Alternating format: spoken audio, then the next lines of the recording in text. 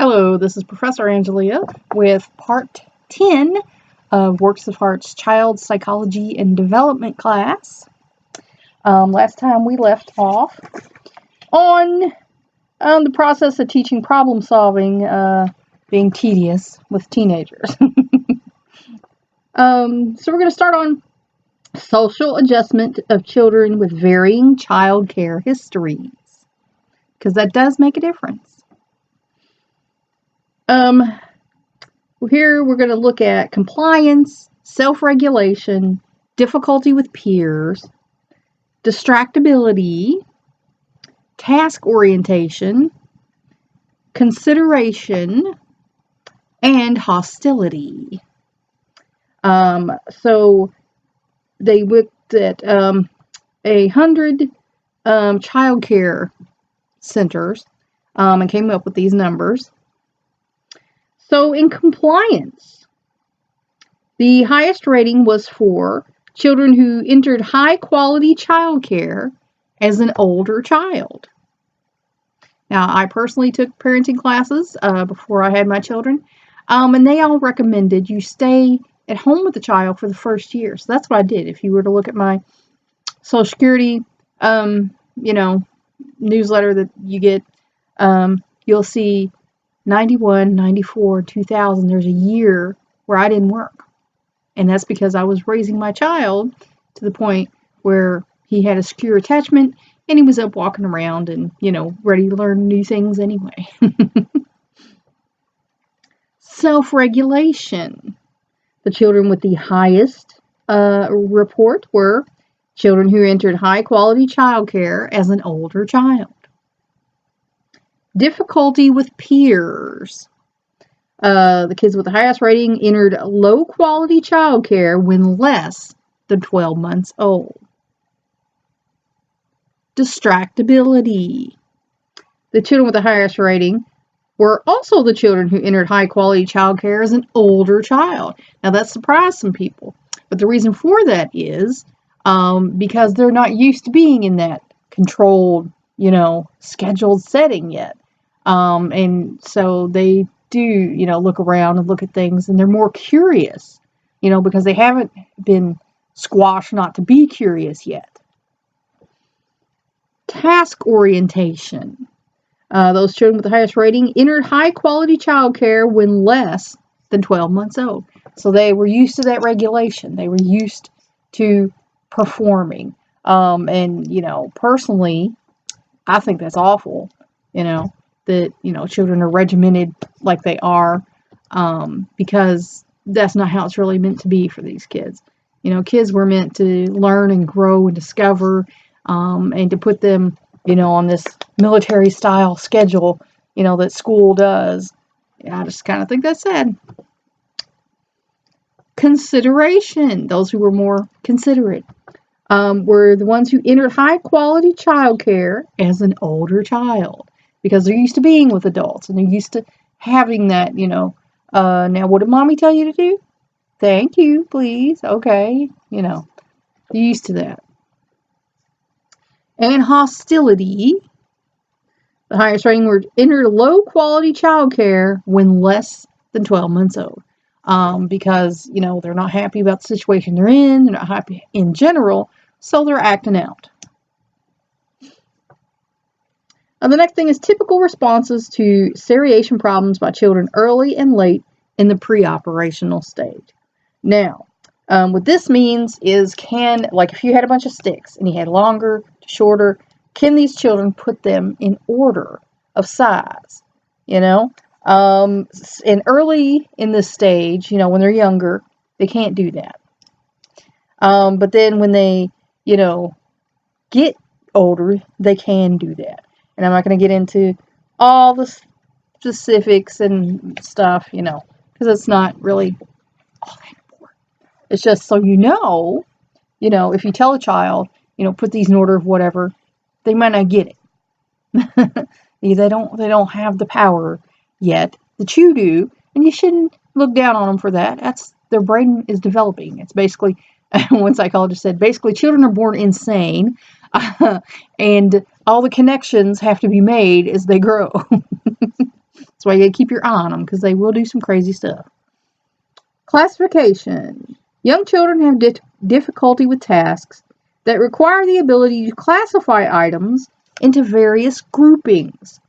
So if you have squares, triangles, rectangles, and circles, put all these together. Well, young children, they're not really sure what that is yet. So of course, they can't do that. Again, just showing you their mind is not where yours is yet. You can't judge them. You don't know that? Well, no, of course they don't know that if no one's taught them that yet. Class inclusion. More classification. Are there more green beads or wooden beads? Young children answer more green beads because they have difficulty making comparisons across levels. So that's like if you had the same amount. The color that stands out more to them, they're going to say there's more because they see that more. It stands out more, even if you had the same amount. Or you can mess them up if they're different sizes. If you have bigger ones here, they might see the bigger ones and say there's more bigger ones. So that's, again, an experiment to show you their brain is not where, yours is. They're still making simple errors in their deduction because their brain is just not there yet. And that's normal. Conservation. When presented with the problems, preschoolers give answers that differ from those of older children because they don't know enough yet. Preschoolers have difficulty with conservation problems. So, for, example, if you had two equal lines of checkers and say, are these the same? They say, yeah. Okay, you have them go away. You spread the checkers out further from each other. Like if you had them next to each other, and then you spread them out like a 1/4 inch, so that now the top line looks longer than the other, even though they're the same amount. And you ask them, are they the same amount? And preschoolers say, no, there's more there now because it's a longer line. So see, I think that's neat. Their little brains, just aren't there yet. To them, they know what they see. 2 equal glasses of liquid. Okay, and I'm sure y'all seen this on TV. They've done it, I don't know if anybody else watches PBS. But they fill these glasses the same. Excuse me. And then you would take a shorter glass and pour it in there. Say, now is it the same? They're going to say no. They're going to say there's more in this one because the water line is lower in this one now. Even though there is still the same amount, they're going to say there's more in that one because the water line is higher. Because their preschool brain just doesn't understand this yet. And if you have 2 equal balls of clay, all right, are these the same size? Yeah. Okay. Then you take one and you roll it out and make it longer. Then you ask them, are these the same size? No. They're going to think the longer one has more clay because it's longer. So again, these are just, logic errors that the preschool brain makes because it just doesn't understand, how things stay the same. Even, if you change the shape of, the glass it's in, or change the shape of the piece of clay, or spread the checkers out, they don't get it. Social learning theory. The basic premises are, the human behavior is partially explained through the process of imitation and observational learning.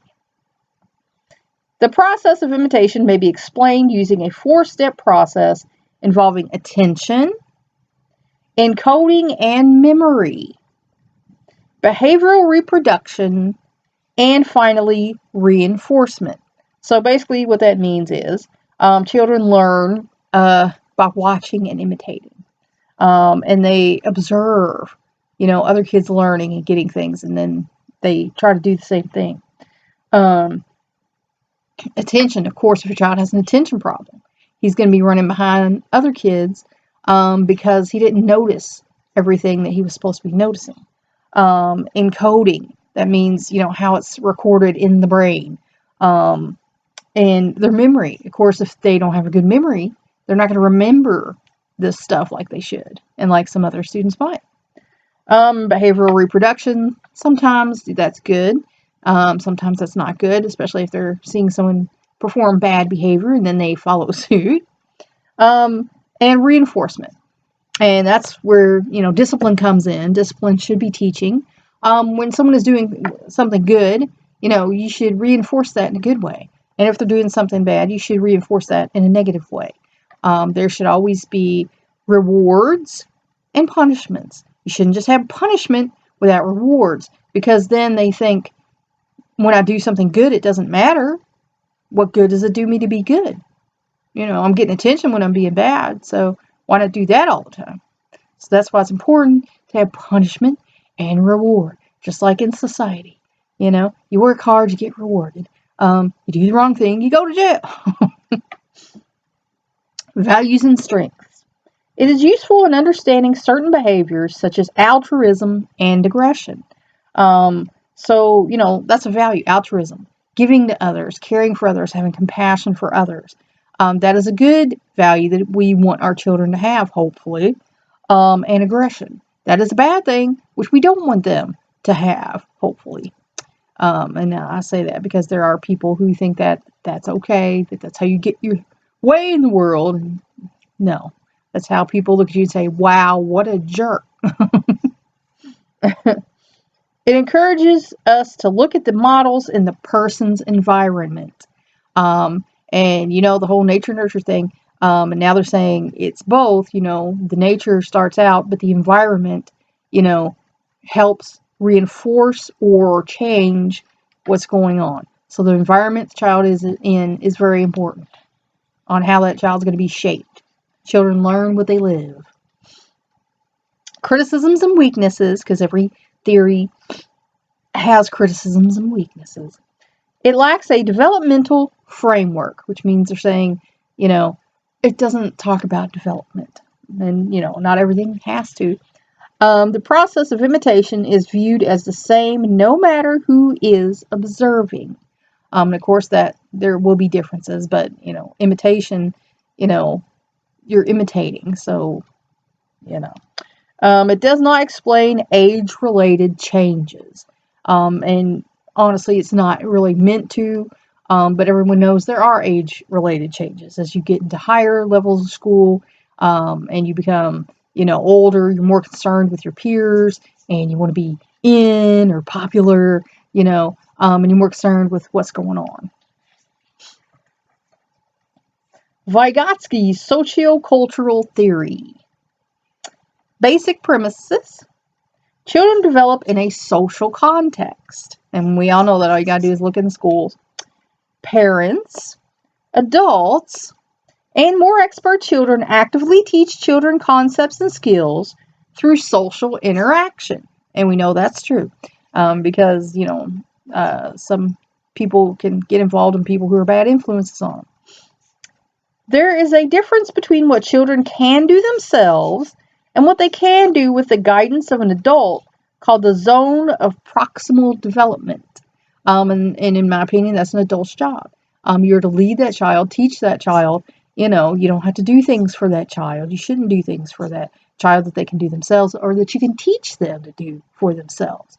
Because that's empowerment. That's, them having a sense of self-esteem that they can do these things for themselves. Behavior is first directed by others and then is internalized, because they're told how you should behave, and then when they see that being reinforced, that's what they do, and that's what a lot of problems do as I say, not as I do. No, that does not work. They're watching, they're learning. Values and strengths. Significant attention is given to social and cultural context. It integrates everyday learning and development. It stresses the importance of teaching function, because that's what it's all about. You're supposed to teach. It's like the song, teach your children well, and you should. It places an interesting emphasis on social interaction, causing a behavior that is then internalized. Criticisms and weaknesses, again, every theory has them. A zone of proximal development is difficult to measure, of course. Possible overemphasis is placed on the thought arising from outside the organism through social interaction. And then, that's just talking about the things that that you see other people do and you think, well, I'd like to do that too. Social, cultural, and historical contexts are difficult to study. And really that's just because at that point in time they hadn't done that yet. But there actually have been more and more of these studies, going on. Trends in development. Ready to learn. Family child reading and storytelling. Has the United States increased the percentage of 3 to 5 year olds whose parents read to them or tell them stories regularly? And the answer to that is yes. In 1991, there were only 66% of families who read to their children, and now it's up to 72%. So that's getting better, but let's keep it going. Every child should get read to, and then they'll be more interested in reading and learning, and it's a good thing, folks. Nursery school enrollment. And in 1970, there was 1,094,000 children enrolled in nursery school. In 1980, there was 1,981,000. In 1990, there was 3,378,000. And on up to now 4,162,000 children enrolled in nursery school.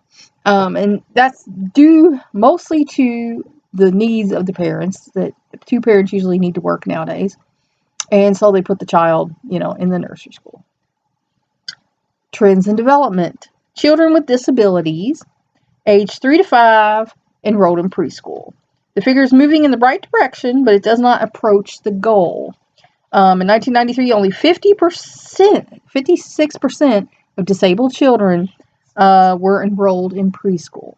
And I worked at a preschool, and we didn't have any children with disabilities in the preschool. I don't know. I mean, it looked like it could have been. It was a straight walk, but I don't know whether that was just because there weren't any that applied there. I don't know. In 1996, it was 63%, and now it's up. The goal is to get 100% of disabled children enrolled in preschool. Partnership for learning, maximizing education. Get ready, get set, let's go to school. The parent's concern, a place to start. Not all children are excited and eager about facing the first day of school. For the child with less confident style, a learning problem, a mental health issue, or a stressful situation at home, school may present a special challenge. Yet with proper preparation, the school year can be rewarding for a child, parent, and teacher. Although no parent or child wants to be labeled by a particular problem, understanding a child's unique style or situation, recognizing his or her strengths and weaknesses, anticipating potential trouble spots, and communicating with educational staff can start things off on a positive note and avoid wasted time later in the year. The child who is shy. Certain children just have a slow to warm up temperament. Regardless of their age, they may feel most comfortable in situations and with people they know. They may be cautious and careful by nature, or be uncomfortable in unanticipated situations. Another area where shyness is often manifested is in developing and maintaining friendships. Remember that being shy is not necessarily to a child's detriment. It's important to discover and enhance the shy child's other abilities. For example, the child's sensitivity and caring as a friend. How to help. Use a gentle approach. It is best not to force a shy child to get right out on the playing field. A pulling yourself up by your bootstraps approach can overwhelm shy children. Better to help them manage their shy tendencies over time and with patience. Orchestrate and plan activities. Orchestrate playdates or outings with peers with whom the child feels most at ease. Planning the activity with the child ahead of time provides predictability to the event, and makes her feel in control. Role play with your child. Practicing how to initiate, join, or respond to another person is sometimes all that's needed to help a shy child. Preparing methods of introduction and answers to basic questions, then practicing them with the child at home, at the grocery store, or with a new friend can increase their confidence. Check out options at school. Talking to the teachers early in the year and requesting their help behind the scenes can add to success. For example, teachers can be mindful of student pairings for projects or offer suggestions of children who might be a good match for after-school activities. The child who is impulsive, energetic, or excitable. The child who rushes into things or can't wait his turn may be exuberant yet difficult to control in a classroom of other students. For the kindergarten and first grade student, the transition from having unstructured time at home to a place with group rules can be hard. An impulsive child may need to learn how to raise a hand or share materials. How to help. Find outlets for the child. These children need outlets for their enthusiasm and energy. Planning study breaks and scheduling active after-school activities lets them blow off steam. Institute strategies in the classroom. Creating structure in the classroom by coordinating efforts with the teacher can help the child maintain control. Identifying particular active tasks, such as running errands, erasing the blackboard, or passing out papers, which are particularly well suited to this child's activity level, can also help. Notice and reinforce appropriate behavior at home. Parents can use common opportunities at home to work on expected behaviors. For example, when taking turns playing board games or talking at the dinner table. Commenting on the child's efforts in these instances and noting the similarity to classroom expectations will improve acquisition. The child who's anxious. Anxiety about separating from home is found in the early years, kindergarten and first grade. But anxiety about the upcoming school year can surface later in one's educational career for a whole host of reasons. A child may be uncertain or uncomfortable in social situations, concerned about making friends and fitting in. A self-conscious child may worry about particular problems. Fearful of peer pressure, worried about school safety, or overwhelmed about impending academic projects and demands. How to help. Monitor your own behavior. Although some children may have an inborn tendency to be anxious, most children are exquisitely sensitive to their parents' anxiety. Sensing parental fear can increase a child's fear. For example, the parent of a preschooler may convey ambivalence or guilt about the impending separation. With the older child, parents may unwittingly be pressuring their child to succeed in certain areas, such as academics, or participate in certain activities, such as athletics, thus interfering with the child's motivation, confidence, and enjoyment. Pinpoint anxiety triggers. Getting details about the area of concern is crucial for tackling the problem. The mother of one preschooler was bewildered by her daughter's sudden reluctance to go on the school bus. Upon investigation, she learned that the child fell off the seat one day, a discovery that enabled her to intervene effectively. Create solutions with the child. Once the trouble spot is identified, using child-driven solutions increases the child's sense of mastery.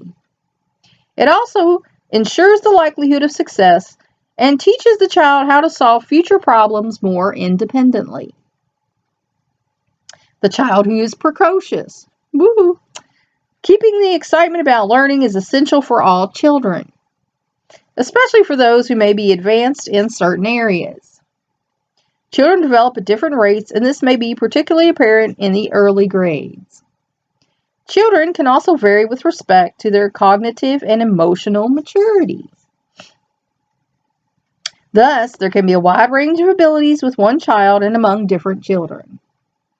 Finding the best environment to fit this complex mix is the task of parents and educators.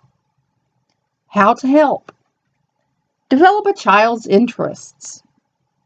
It is fine to encourage a child to pursue a particular passion, skill, or interest. This should be done according to the pace and motivation of the child rather than by a parent's intent to push the child ahead. Maintain balance in the child's activities. Children need a range of experiences to increase the depth of their knowledge and to provide needed perspective.